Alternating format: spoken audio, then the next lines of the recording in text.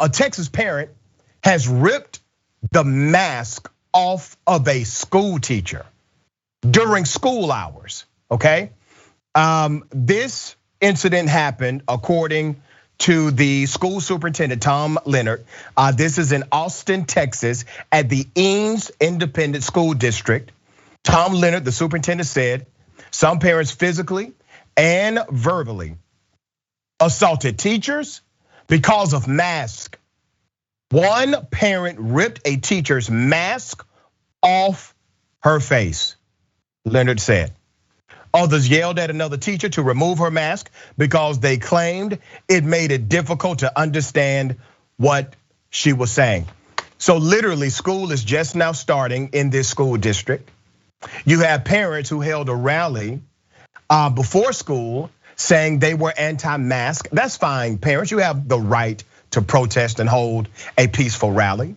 But you do not have the right to engage in physical and criminal activity inside of the school system. What kind of example are you setting for your own children, right? So this parent, whose name has not been revealed yet, we will continue to follow up.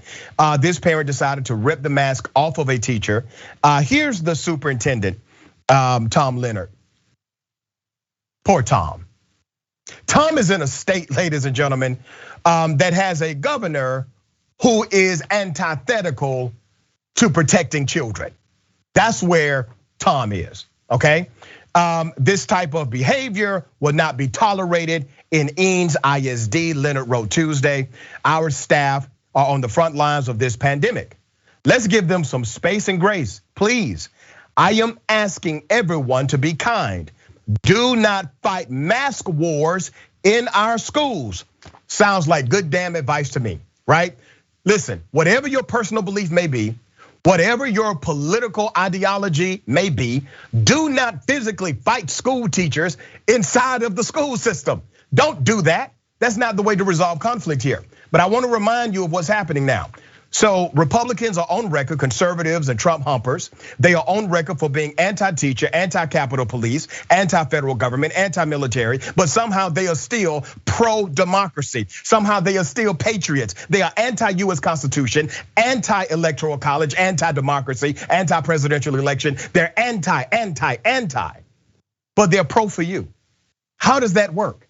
How are they pro-American and they are adversarial to everything in the United States of America? Everything.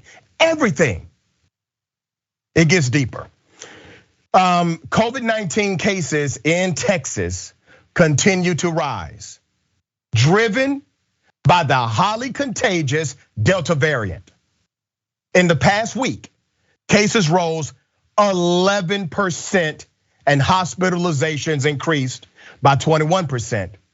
According to the Washington Post coronavirus tracker. Texas Governor Greg Abbott, a Republican, who has pushed to ban mask mandates in schools, announced Tuesday, guess what, ladies and gentlemen? He tested positive for coronavirus. Well, you don't say, Governor. You don't say. Here's the video that the governor decided to post about his positive COVID test. Hi, this is Governor Greg Abbott. As you may have heard by now, I have tested positive for COVID-19. I test myself every day, and today is the first day that I tested positive. The good news is that my wife continues to test negative. Also want you to know that I have received the COVID-19 vaccine, and that may be one reason why I'm really not feeling any symptoms right now. I have no fever, no aches and pains, or other types of symptoms. The hell? Wait a minute. Let me get this right. The governor, he is for taking the vaccination. He agrees that the science of it works the way it should work, because since he's vaccinated, his symptoms are not severe. That's agreeing with the science here. But somehow he disagrees with the science of wearing a mask for children especially. He disagrees with the science of mask mandates in school systems, which every statistical study has shown absolutely decreases the number of COVID positives, especially among children. So he agrees with the science as it relates to him, but he disagrees with the science as it relates to children. Jordan, what do you make of this, brother? I was appalled reading this story because the reports about what this parent did to the teacher were pretty violent. I saw the teacher was bleeding.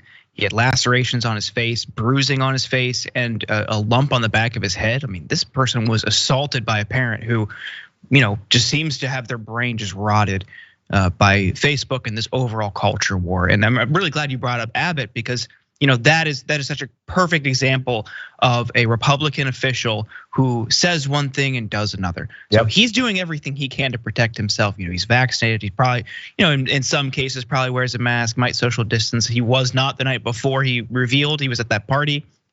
But he's taking the necessary precautions. But that type of misinformation has been weaponized by right-wing demagogues. Like, think about how we even got to this point, where a teacher would violently. Or where a teacher would be violently assaulted by a parent over wearing a mask. This didn't happen overnight. It's right-wing officials, it's right-wing demagogues weaponizing misinformation to fuel this culture war. And that they're willing to do that is horrifying because think about what comes next.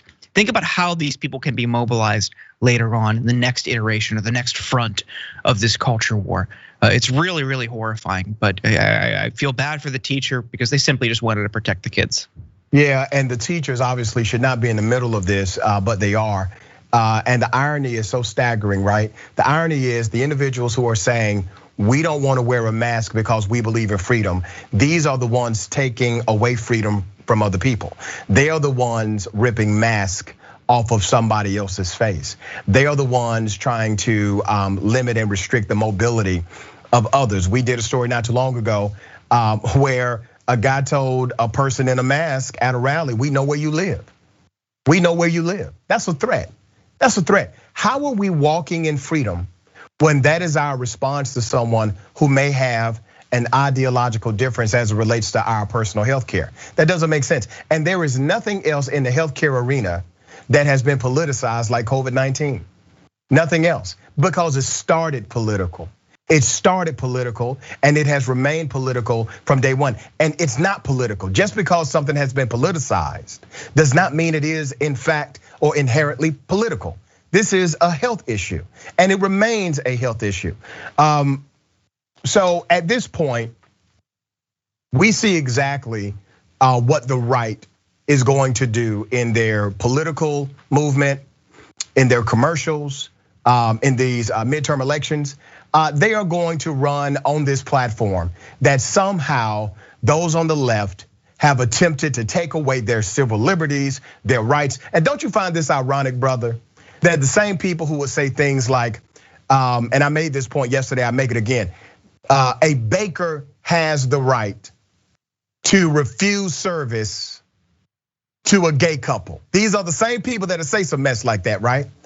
And then they will say, if that same baker refuses you service because you're not wearing a mask, that is now a violation of your constitutional rights. What hypocrisy here.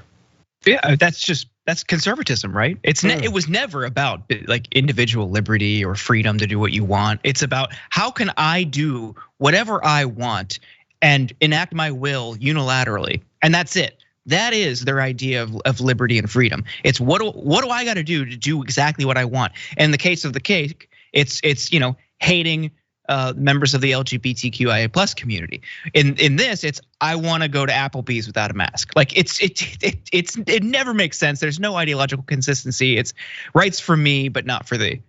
Yeah, and here's something else that's not happening. You don't see school teachers, because they are able to talk at these school board meetings. You don't see them saying, we don't want masks here. You don't see that movement happening with school teachers. What happened to us listening to our school teachers? I love school teachers. I was adopted by a school teacher. She's still a K-12 school teacher to this day, all right? Why are we not listening to educators as it relates to what's happening in K-12 public education?